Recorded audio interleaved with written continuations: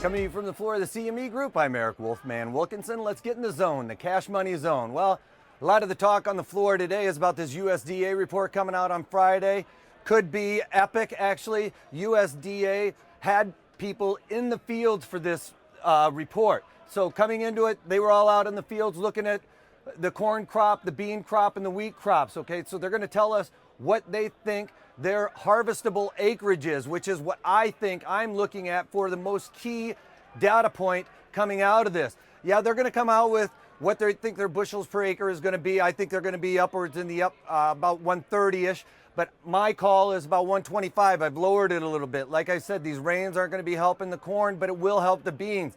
The beans are actually gonna be the real question mark in my mind, because the beans have been getting rain since the USDA has been in those fields looking at the progress of all of them. So that one's gonna be the real wild card. I think right now we've got rain coming through, basically hit everywhere up north and through the Corn Belt, coming through Illinois, Indiana today.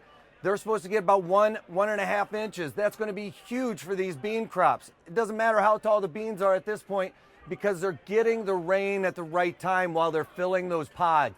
That's going to be the key to their yield.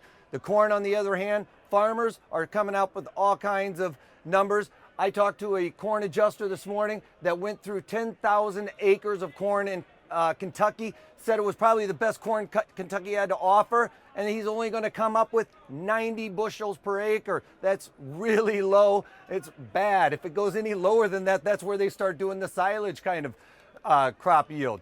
Anyway, this guy is saying that for the most part, the yields are starting to look not as good as everybody thought. All these farmers that were looking at their corn from the roadside with their elbow out the window, then they are going to be disappointed. Once they get into those fields, we can see that the silking process didn't go on the timing. The tassels were up there, the silks came later, and the corn cob or the stalk or the corn cob didn't get fertilized. So anyway, due to the timing of all that fertilization.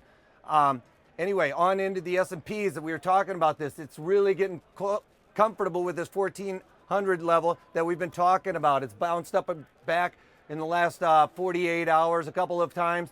If it can get through this 1400, which is really 1398 is my number, but 1400, let's call it, it's going to go to 1410, 1411 is my next resistance, and then 1422 on the upside from there.